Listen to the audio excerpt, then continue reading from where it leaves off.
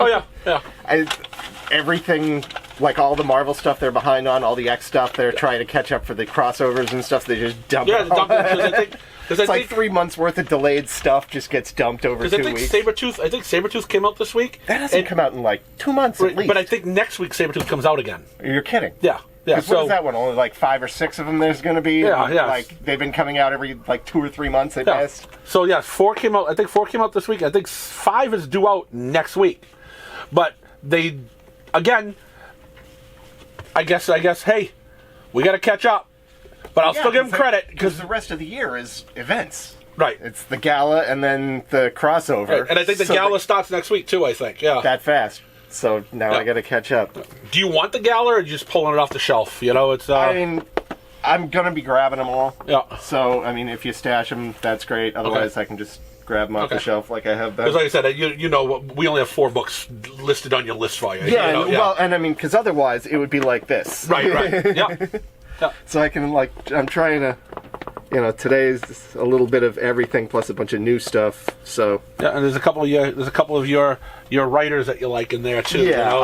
I just don't want to get a list going, and again where I'm going to have like 6 months of shit sitting there that I'm trying to keep up with it as I go. Well, you know, Simon, I appreciate that because you're thinking of me too, of not, you know, sitting on you know, $400 worth of books like some of these ass clowns do and don't care. You know, it's and then eventually sometimes I say, oh, I don't want half this now. I mean, you know, I've dug myself into a hole enough times that I'm done doing it that way. I've got the couple of core have to have it things, and everything else I can grab off a shelf. And and most usually, of it's usually if I miss something, you can reorder it. Right. What is it? 95% of the time, you've got everything you've wanted. Maybe even 99% of the time. Yeah. Well, I was surprised between the list last week and this week. Out of all of this, the closest thing to missing something I came was one of them. I got a B cover instead of the A cover. But everything was here. Yeah. Yeah. As one of the complaints I have on the New This Week show when I do it is companies that put out books that are late and they put them all out on the same day. Yeah. So you get issue 3 and 4 on the same day. It still sucks that Marvel's doing Sabretooth this week and next week. Yeah. But they didn't put it out on the same day, so I'll give them credit for, hey, we got to catch up. We got to get them out sometime, you know? Put half of the X books out last week and the other half out this week. Right. They put all of them out across those 2 weeks. I mean, they put out 4 Star Wars books this week. That's true. You know, I mean, they've got like 8 Star Wars books. You can get out 2 a week. Yeah. But 1 week had 0, 1 had 1, and 4 came out this week. It's kind of annoying because, like, why can't you, you know, again, why can't you schedule to spread this stuff out? Right. So it's easier on the retailers. It's easier on the consumers, especially, you know, the guys that buy all Star Wars. Yeah. But they also buy other stuff. But, you know, keep them coming in every single week to pick up the Star Wars book. So they're going to look at the rack and maybe buy something else, you know? The couple of weeks before this, we had 2 weeks of fucking wasteland. Yeah. There was like maybe 2 or 3 books on the list. It was hard to get excited about what was coming out. And when I went through the list and did my checklist app this week, the last 2 weeks, I was like, you gotta be shitting me. This is every single thing coming out after 2 weeks of desert. Yeah. Now it's everything getting dumped out all at once. But I've had time to catch up on reading. That's good. We'll see. We got anything good in here? I think so. Anything under my... and some wait and sees. Some number ones that we'll see how it goes. I don't know if you checked that first one out at all.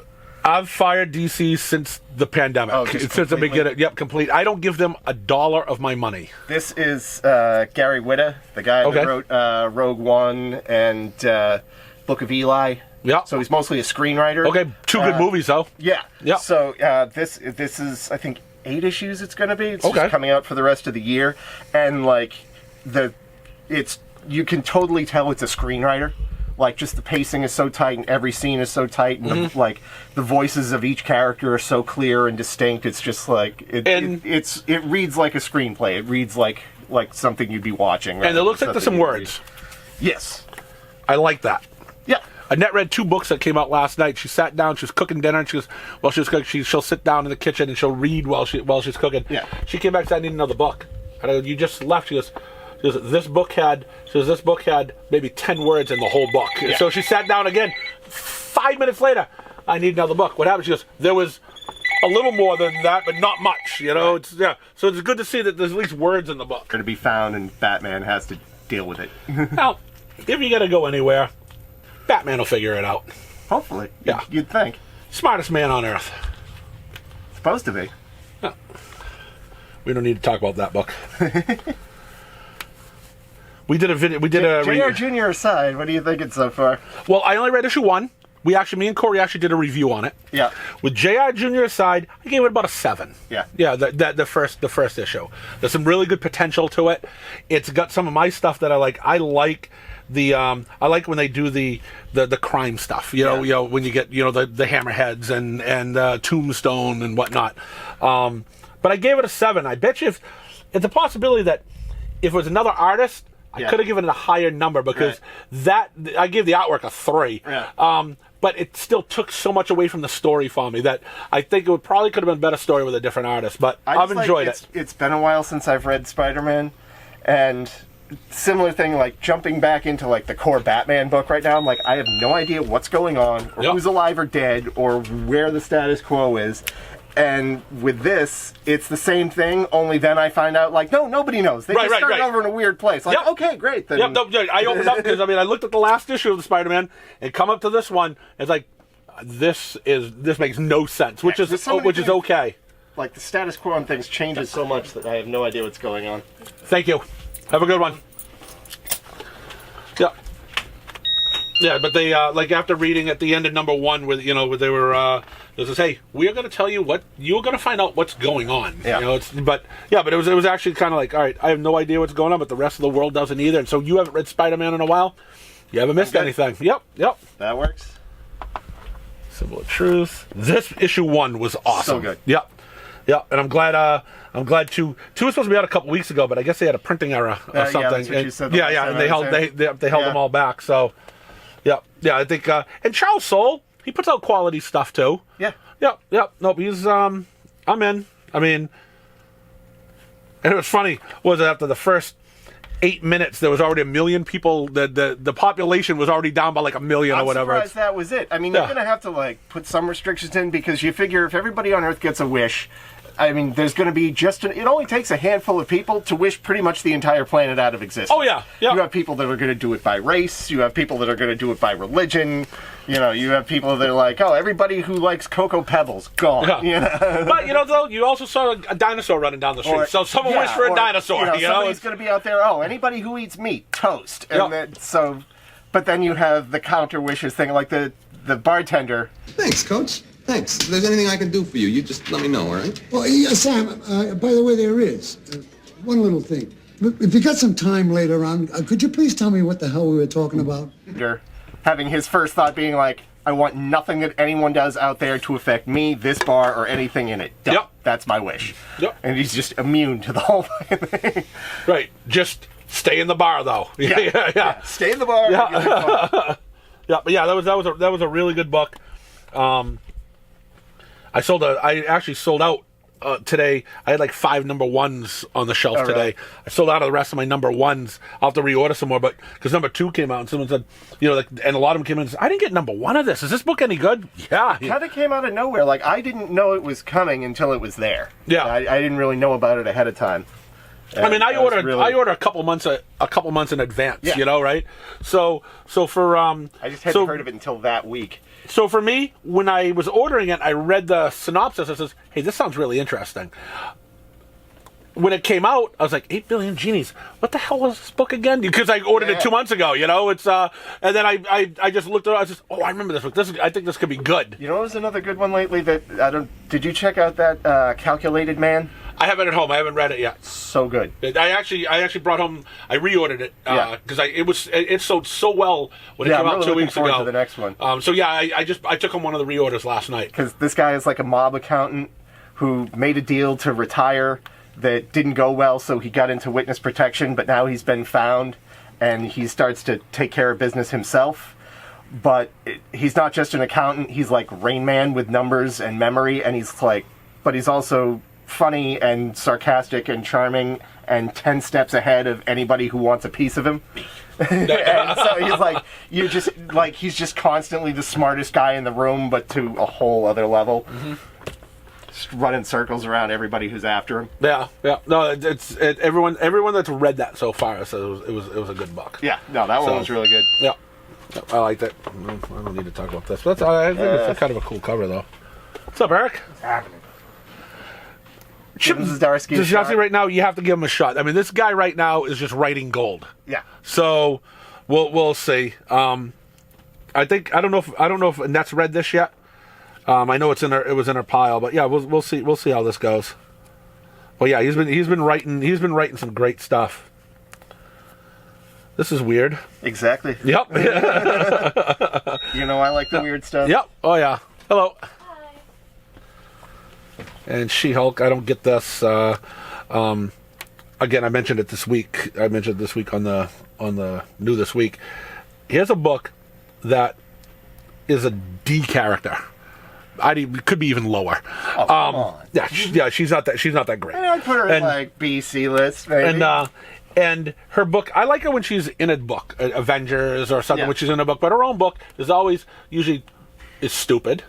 Or doesn't sell that great, gets canceled, whatever. You know, it's a fringe book. It's not a top seller. You know, I mean, it's She-Hulk, but it's selling like it's a top seller. I mean, people have really dug this first book. There's you know, hype around TV show. That's true. But again, this book is so late. You think when you have a book that doesn't sell, that always gets canceled, so it's a goofy character or whatever, that would be the book that, while it's selling a lot, you will make sure that shit is on the shelf all the time, not a month and a half or 2 months late. You mean like 90s Image? Oh, like 90s Image, yes, exactly. You know, I mean, so if X-Men showed up late, you need a fortune teller to know if they were coming out. If X-Men shows up late, or a Star Wars shows up late, you can get away with it more because it's a good seller anyways. It's always going to be a good seller. Whenever you catch up, people are going to buy it. But there's certain titles, like that people just may say, yeah, it hasn't been out for 2 or 3 months. I don't need it. Yeah. And you're done with it. You know, it's kind of like... Before I saw it on the list this week, I was thinking of, when was the last time the last one came out? Because it's been a while. Kind of like back in the day when Runaways was done by... Vaughn. No, Brian K. Vaughan did a great job, and it was out, and it was a hit. Yeah. But then what's his name took it over? Joss Whedon. And it became late, and some issues came out. It took forever, another issue. It got to the point where no one wanted the book anymore, and people just stopped buying it, and eventually got canceled. Yeah. It was a great seller, but it was those were like F-list characters. Right. If it's not pushed in your face at that time, after a couple months you forget about it, then you realize, I don't really need it anymore, and you're done. Yeah. That's going to be a She-Hulk if they keep on pushing it. I mean, one issue, fine, but if it happens again for another issue, right, people will just kind of get, whatever. No, I stopped reading this book a while ago, right? Well, it's only on issue 4, but... This is one of the Echoes, number 11. Back in the day. What is going on with Dupe right here? That's not. They actually have. So there's 2 teams now. Yeah. And they're both doing the reality TV online, and they're competing with each other and trying to undermine each other. Yeah. And this is the other team's like anti-Dupe. Oh, okay. That's awesome. There's 2. That's not actually Dupe himself. That's like their version. Okay. They're anti-Dupe. So they haven't really explained what's up with him yet. I love it. I love it. I mean, I haven't read, but I love it because I love Dupe, and now that you got an anti-Dupe, I mean, this looks like super evil Dupe right here. Yeah, no, it is. Yeah. Yeah. Well, just what we needed. But they got Larry Hama back doing some Wolverine stuff here. You know, it's with the patch. That's the thing with that one. Did you check any of those at all? I haven't. So the first one was kind of awkward at first, and then when you realize he's doing like an 80s like Commando, like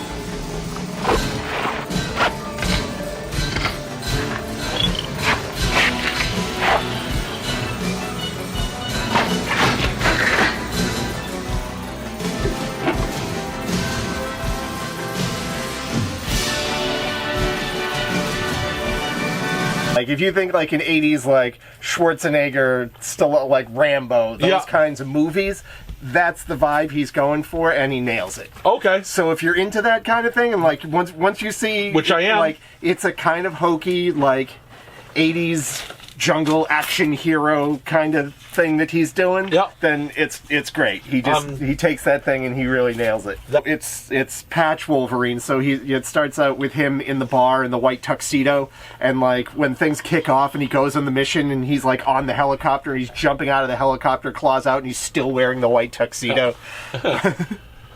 Right, and we remember Patch. Yeah, right. So we get it.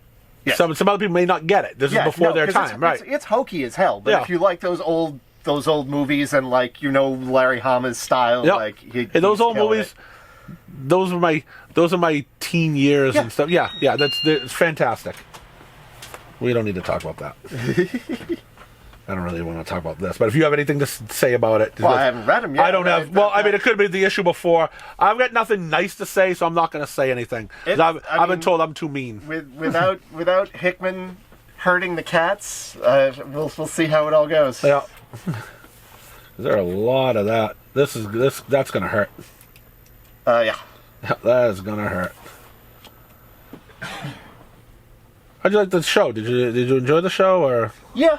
Yeah, I did too, to a point. It's different. Moon Knight's one of those things that from one incarnation to the next, from one series to the next, it's a different interpretation of the character every time. Yep. So there's a lot of leeway there. It's not like my favorite Moon Knight interpretation, but it was cool.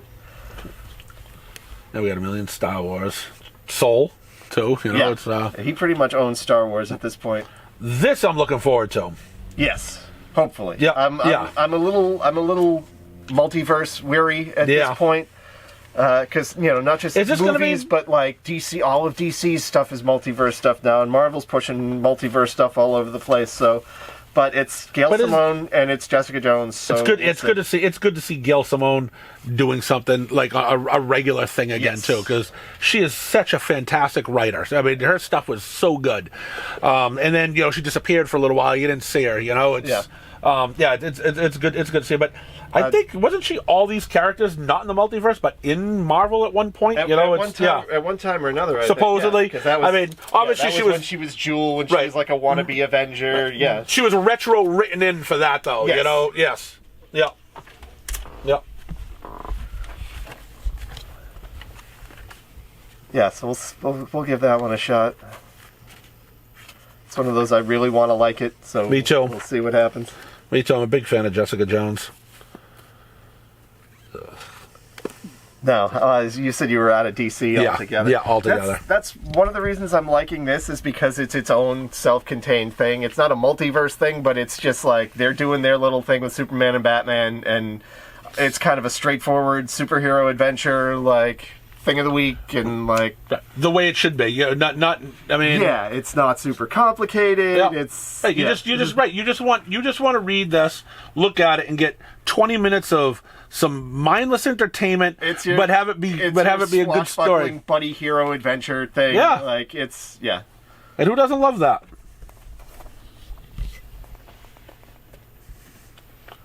Looking forward to this movie. I won't go and pay for it because I said I'll never pay for anything for DC again. But I will watch it when it comes on HBO or whatever. It's. Yep. I saw I thought the trailer looked really good, and I love The Rock. Yeah. So, I mean, I'll watch anything Rock. Yeah. As a matter of fact, I want to go give money so Rock gets some of my money. Yeah. But because it's DC, it's not going to get my money. Right. I'm just, Black Adam is a bastard. He's just, even when he does heroic things sometimes, he's still just a bastard. He is. I don't know how far they're going to go with that. Well, there was one scene, I don't know if you've seen the trailer. Yeah. But one of the trailers... I'm not the guy who doesn't kill people. Right. No, this is heroes don't kill. He goes, I do. Yeah, so. They're villains.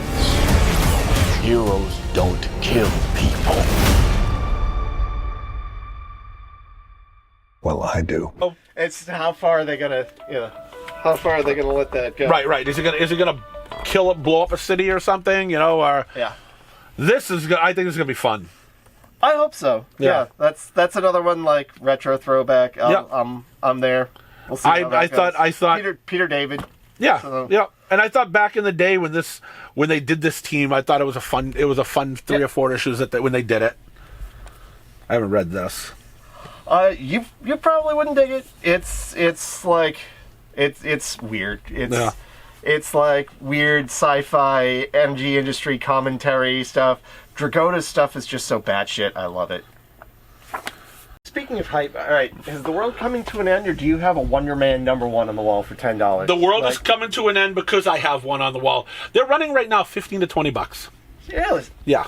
Jesus Christ. Yeah. All right. Yeah. Awful, isn't it? Yeah. Isn't it awful? Yeah. Then I no longer. I was understand embarrassed. anything about anything. I was embarrassed to actually be pricing that up and putting it up on the wall. And I'm embarrassed. I go, I can't believe this is actually going up here. I sold a Sleepwalker #1 for $24.99 yesterday. Yeah. I mean, don't get me wrong. I have it. I remember it fondly from when I was like 15 or whatever. But goddamn. And and as you're selling that, are you going, what's wrong right now with the comic world? Yeah. But hey, thank you for the $25. Right. You know, it's. They only had to sit on it for 30 years. Yeah. But the fact that you had it in a box, it was going to be a 50-cent book for probably the rest of the life. So he says, when I get around to it, all of a sudden it's up to $25. You're able to pull that out and get it. Good. Every 6 months or so on some of the comic forums online, I look at somebody comes in with a Spawn #1 that they paid $60 for, wanting to know if they got a good deal, and there's a whole lot of people just like. I'll be honest with you. I'm still getting $40 for like perfect shaped books. And they don't stay in the store at $40. That's one of those things. Like, I know they're popular. Yeah. People still buy them. Yeah. Just there's so many of them. A couple things with little dings on them, $20. You can't keep those in the store either. Yeah. But I've been selling them. I've been selling some at $40. And much? There's no. I keep on throwing one on the wall. I'll throw one in the bin. I don't think I have them. I've got more somewhere. Yeah. I just got to dig them out. But you bought them from me. But yeah, I did buy some from you too. You're like, I just don't feel like digging these out upstairs. I'll take yours. I'm like, all right. Yeah. And that's exactly what I did. Yeah, I bought a room. Yeah, I know I have them upstairs. I gotta dig them out. I'll buy you yours. They're gone already. Yeah. So it doesn't matter if I have those upstairs because they're always gonna sell. I mean, I like the same thing is I can't pass up an auction of like the first 20 Spawn. I'm finding them on auction online for like $20 on odd hours. You know what I mean? Like someone posts it ends at 3 a.m. I'll throw $20 at it and pick up 10 issues of Spawn in the early days and throw them up as individually, and they're gone. Yep. Yeah, they just keep on selling. I know they sell. And a lot of people had there was so many made. That was over 30 years ago. That was over 30 years ago that so many are made. There's so many destroyed now too. That's true. It's and you're in a whole new world now. If I hang on to my Jim Lee X-Men ones just a little bit longer. Some of those are going for $10, $12 now. It's a couple of those covers. It's #4 Omega Red is going for $20, $25. $30. Yeah, that one's been blowing up. Yeah. But you can still get $5, $6 a piece for every one of those X-Men #1s now. Yeah. And I constantly put them in the back issues, and they constantly still sell. Because you got to remember, I mean, it seems weird for us because we were there buying them off the rack in the 90s, right? So they seem like they're nothing. The people who are buying them now weren't around then to buy them. Yeah. So it's like it's accessible. It's right. popular. And, yep. So it's for $6. That's great. We look at man, I remember there was 1 million of them. Well, there were then. They're not now. I mean, well, there are, but they're just not. I mean, there's a bunch still out there. Yeah, we all have them in our 50-cent bins. Yeah. Those boxes, I just don't. I'm like, I'll look at it next month. Yeah. Next year. What's in that box? I don't know. It's like shit from the 90s. Yeah.